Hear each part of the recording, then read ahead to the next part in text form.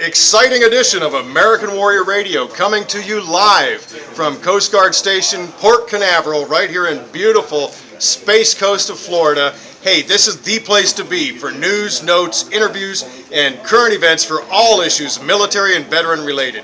If you or someone you know has ever worn the uniform of the U.S. Coast Guard, the U.S. Army, Navy, Air Force, Marines, or National Guard or Reserves, and you've done so honorably, you're a veteran and you've come to the right place. American Warrior Radio, right here on the Talk to Me station, AM 1300 WMEL, and online worldwide on 1300WMEL.com, sponsored as always by AVET Project.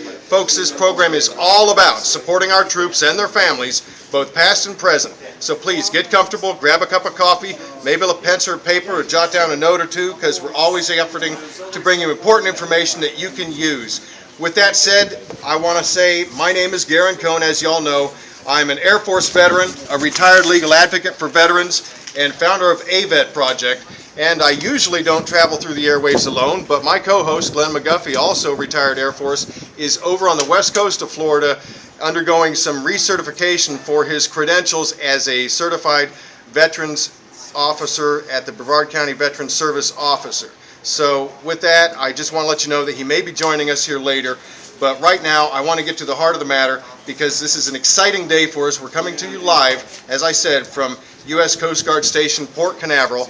And let's get things started with a bosun's call.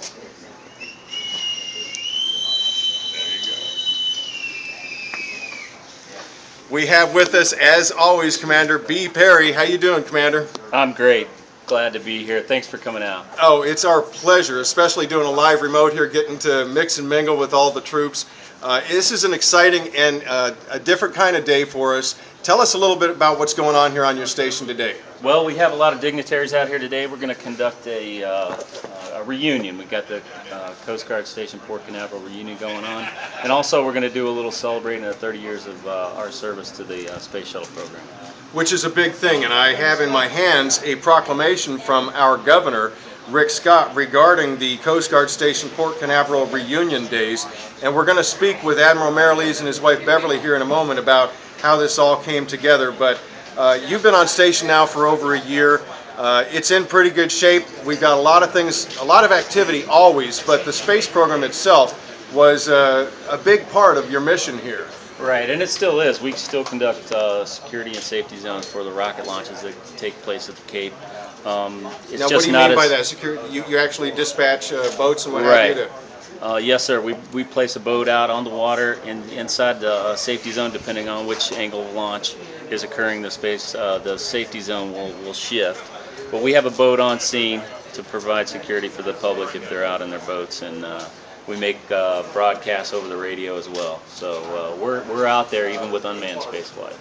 Gotcha, which clears it so it's for their own safety, right, in case something were to happen that they wouldn't get harmed. So you're out there shooing off the folks that shouldn't be where they shouldn't be. That's right, exactly. Okay. Now today, like I said, we've got a special ceremony going on, and the sector chief from Jacksonville, Captain Tom Allen, is here to make some presentations, and we're going to carry this ceremony live after the bottom of the hour break.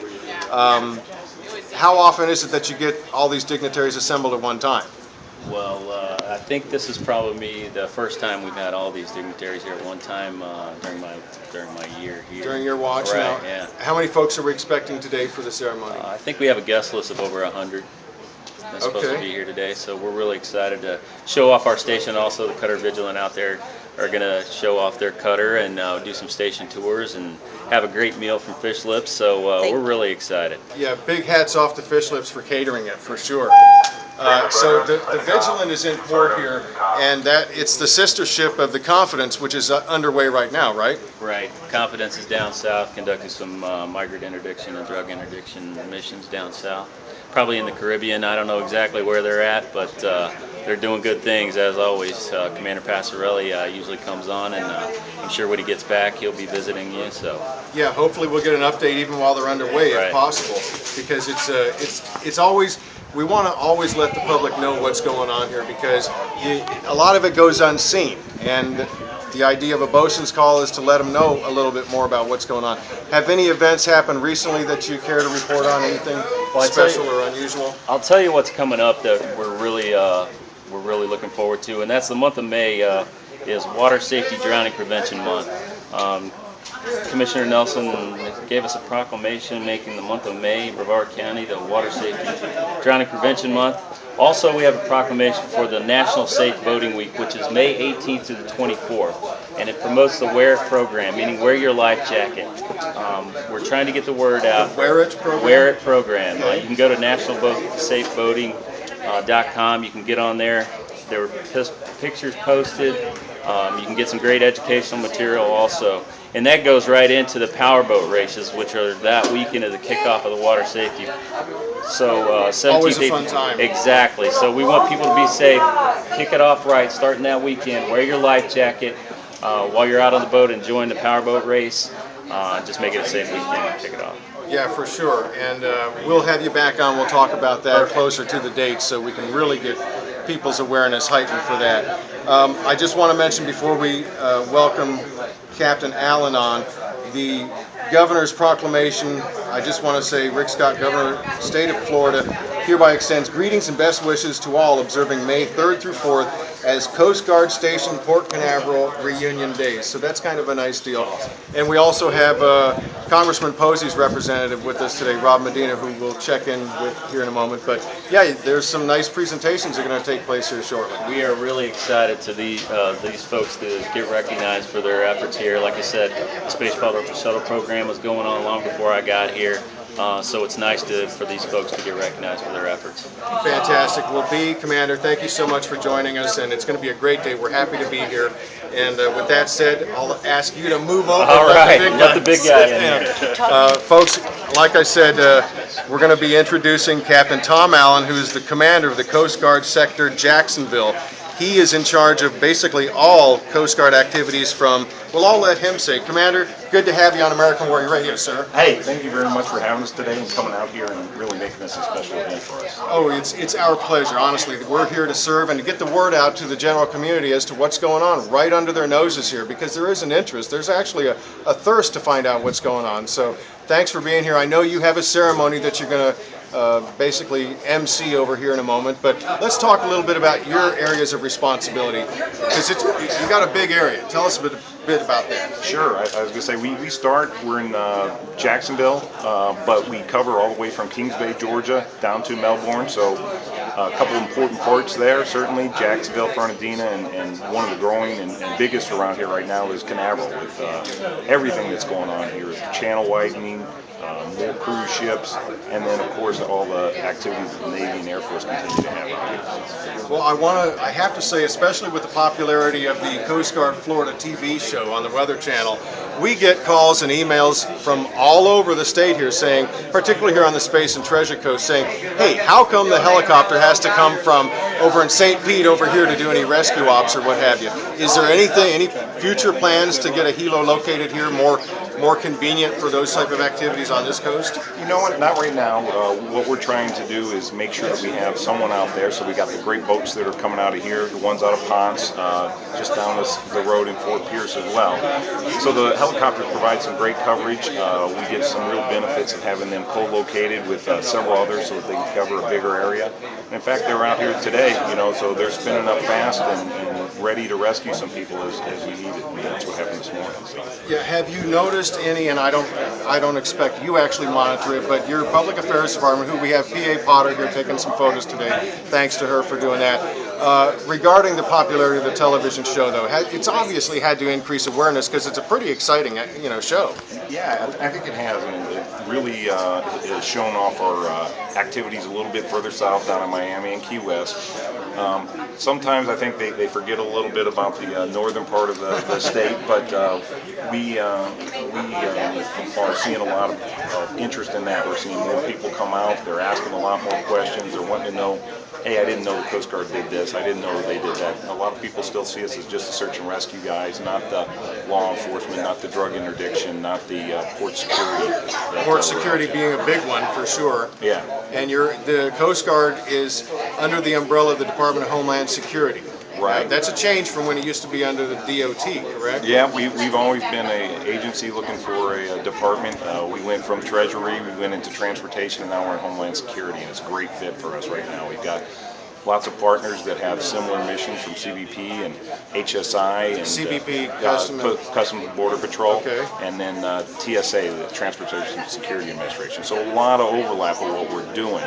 And for here, port security with the cruise ships, with the Navy, and with the commerce that's starting to come in, it really becomes important because you want to do that, but you want to make sure that anything that's coming in before it gets into Port Canaveral, we've been able to screen it, we've been able to make sure it's secure, we've been able to make sure it's safe to come in this port because this port brings so much money into the local area. I understand billions. Yeah, that's exactly right, and we want to impact. make sure that that economic impact is there and available for the people of Canaveral. For sure. Well, I would be remiss because, again, our listeners want to know a little bit of your biographical history. How did you come to get into the Coast Guard and so on and so forth? Well, you know, my dad was a civilian in the Coast Guard for a while. He actually, I heard you talking, he started his way in the Air Force and he went to the Coast Guard for a little bit, but convinced me to go. Went to the academy and graduated from there in 1990. And yeah, so from there I've been around. I've done big ships. I've been out of Boston, Los Angeles, Portland, Oregon, Charleston, South Carolina. As an officer, you always get lots of time to go to DC and do those kind of things, and then here as well as Baltimore. So I've gotten to do everything from boarding big fishing vessels out in the Gulf of Alaska to drug interdictions in the Caribbean and all the way over to Africa and Japan, pushing our borders out. How do you see the Coast Guard mission evolving or changing in these times that we live in? Well, you know, I think the Coast Guard's a great bargain because when we get someone underway, we're not only getting them underway for search and rescue or law enforcement. These guys are carrying a lot of responsibility and authority. So we are one of the best values the American public can get. We can go out there and be on a port security patrol and at a moment's notice switch to search and rescue, and if we need to, go to recreational boat and safety. So great value. Our boats are capable of doing that. We're out there protecting the marine environment with living marine resources. So I think what are the changes we're going to see? You know, some of these cutbacks, we recognize that everyone's cutting back, and so we're looking for those ways to do it while still providing the high priority missions and the service that the people around here expect and demand from us, and we'll make sure that continues to go. Well, outstanding. I appreciate that. And like I said, if people investigate the Coast Guard a little deeper, they're going to see just how wide-ranging your activities are. Because it's unbelievable the number of things that you do. Under the Department of Homeland Security, are you being tasked directly to reduce your budgets? Because how many personnel has the Coast Guard got right now? Do you know? Well, that's a great question. We are about 45 to 46,000 people right now. That's active duty and civilians. When you kind of look at that, that's only about 3% of the armed forces, which is all the rest of DOT. So very small portion, but we're extraordinarily effective though at what you do. Yeah, and we're all over the country. We're in Europe. We're in the Middle East right now. We're all the way through the Pacific. When you look at the size of our service, comparable is the New York City Police Department. So we're about the same size as the New York City Police. But yeah, we're looking for those ways. We're trying to reinvest in some of our bigger cutters, like you see, the 210s that are here and one that's underway. We're trying to get the new ones because those are about 40 years old, and by ship standards, that's very old. They're about ready to apply for Social Security. But you know, we're looking for that money. We're trying to figure out how we can do our operations down here a little bit more efficient. We got great people like B. Perry that really push the guys to get them qualified and make sure that we're making the biggest impact with what we're doing. Yeah, well, you certainly do, and we really appreciate you being here. And I know you've got your ceremony to attend to, which we're going to broadcast live, folks. So stick around after the break. Captain Allen, thank you so much for your service and for joining us on American Warrior Radio. Hey, thank you really guys. Appreciate it for everything you're doing for us. Of course. Now, as we change seats here, we're going to have Admiral Merrilees, who is a Coast Guard Admiral, and his wife Beverly, who have done an incredible job in organizing and putting together this whole reunion. And we're going to share a headphone and mic here, but Beverly, now your husband, Admiral Merrilees, and we've known each other for some time now. He is giving all the credit to you, and I know women of action. There isn't a man out there that doesn't have a good woman behind him. Tell me how important this is to have this reunion ceremony here today. It's extremely important to all of us to see each other periodically. We've done this probably for the last 9 years. at various venues, and our favorite, of course, is here at the Coast Guard Station in Port Canaveral because of all the good memories. Oh, for sure. And being out here among the troops, it's got to mean something. Admiral Marilees, if you can hand the mic to your husband for a moment. Now, you've got a long history with the Coast Guard. How many years did you put in?